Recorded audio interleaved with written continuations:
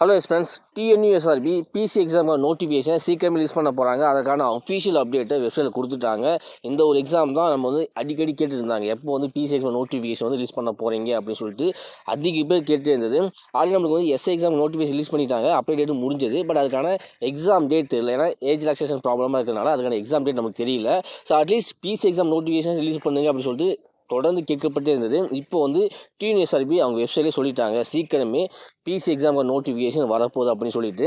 Official வெப்சைட்டில் பார்த்தீங்கன்னா மேலே நமக்கு இருக்குது, CR 2025 Common Requirement 2025 TNUSRB is likely to issue the notification for the requirement of Grade 2 Police Constable Tamil Nadu special police DSP வரப்போகுது. அதுக்கப்புறமா grade 2 jail warden and fireman for the year 2025 shortly, சீக்கிரமாகவே PC exam notification வரப்போகுது அப்படின்னு சொல்லியிருக்காங்க. ஓகேங்களா? அப்போ DSP வரப்போகுது, grade 2 jail warden வரப்போகுது, ஃபயர்மேன் வரப்போகுது. ஏஆரை பற்றி எந்த ஒரு அப்டேட்டும் இல்லை. அப்போ இந்த 3 போஸ்ட்டுக்கான நோட்டிஃபிகேஷன் தான் வரப்போகுது. ஓகேங்களா?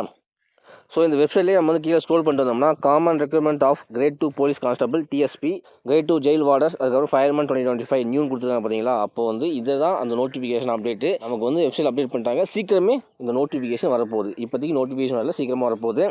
ஸோ அதுவும் இல்லாமல் நோட்டிஃபிகேஷன் வரும்போது இந்த டாக்குமெண்ட் ரெடி பண்ணி வைங்கன்னு சொல்லிட்டு அதுவுமே நம்ம கொடுத்துருக்காங்க. நோட்டிஃபிகேஷன் ரிலீஸ் பண்ணும்போது அப்ளை பண்ணுறதுக்கு இந்த டாக்குமெண்ட்டில் தேவைப்படும், இதெல்லாம் ரெடி பண்ணி வச்சுக்கணும்னு சொல்லியிருக்காங்க. ஏன்னா டாக்குமெண்ட் பார்த்தீங்கன்னா 10th SLC மார்க் ஷீட்டு, அதுக்கப்புறமா community certificate, destitute widow certificate, ex-serviceman certificate, NCC certificate, NSS certificate, sports certificate, BSCM certificate, அதுக்கப்புறமா டிரான்ஸ்ஜெண்டர் சர்டிஃபிகேட். இந்த சர்டிஃபிகேட் ரெடி பண்ணி வச்சுங்க. யார் யார் எந்தெந்த வந்து கேட்டகரியில் போகணுமோ, இப்போ வந்து டெஸ்டியூட் வந்தால் டெஸ்டியூட் சர்டிஃபிகேட் வேணும்.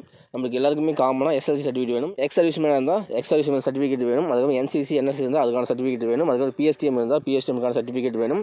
டிரான்ஸ்ஜெண்டராக இருந்தால் டிரான்ஸ்ஜெண்டர் அதுக்கான சர்டிஃபிகேட் வேணும். இதெல்லாம் ரெடி பண்ணி வச்சுக்கோங்க, அப்ளை பண்ணும்போது தேவைப்படும் அப்படின்னு சொல்லியிருக்காங்க. ஸோ நமக்கு வந்து பிசி எக்ஸாம் நோட்டிஃபிகேஷன் சீக்கிரம் ரிலீஸ் ஆகும்னு சொல்லிட்டாங்க. ஸோ கன்ஃபார்மாக சீக்கிரமே ரிலீஸ் ஆகிடும். அப்போ நம்ம அடுத்து என்ன பண்ணணும்? படிக்கணும். ஏன்னா நிறைய பேர் படிச்சுட்டே இருக்காங்க. ஆல்ரெடி பிசி எக்ஸாம் நோட்டிஃபிகேஷன் வரதுக்கு முன்னாடி இருந்தே படிக்க ஸ்டார்ட் பண்ணிட்டாங்க.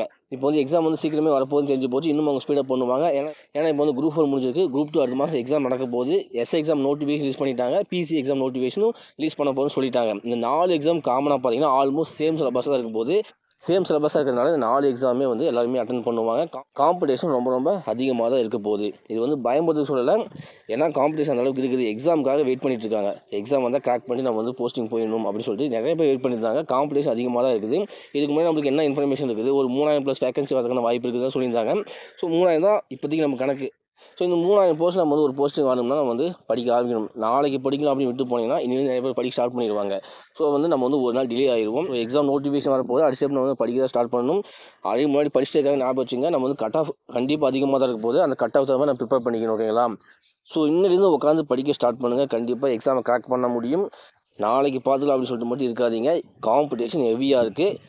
ஸோ இந்த ஏஜ் லிமிட்டு எவ்வளோ வேகன்சி அஃபிஷியலாக சொல்கிறாங்க, அதுக்கப்புறமா ஆண்களுக்கு எவ்வளோ பெண்களுக்கு எவ்வளோ, அதெல்லாம் வந்து எக்ஸாம் டேட்டு, அதுக்கப்புறமா எல்லாமே வந்து நோட்டிஃபிகேஷன் ரிலீஸ் பண்ணி நம்ம ஃபுல் டீட்டெயில் பார்த்துடலாம். இப்போ வந்து நீங்கள் வந்து எக்ஸாம் நோட்டிஃபிகேஷன் வரப்போ சொல்லிட்டாங்க, படிக்க ஸ்டார்ட் பண்ணுங்கள், அவ்வளோதான். இந்த வீடியோ வந்து கண்டிப்பாக உங்களுக்கு யூஸ்ஃபுல்லாக இருக்கும். யூஸ்ஃபுல்லாக தான் ஒரு லைக் கொடுத்துங்க, நம்ம சேனல் சப்ஸ்கிரைப் பண்ணி பேஜ் ஃபாலோ பண்ணி இந்த வீடியோவை போலீஸ் எக்ஸாம் படிக்கிறாங்கல்ல உங்கள் ஃப்ரெண்டுக்கு ஷேர் பண்ணுங்கள். தேங்க்யூ.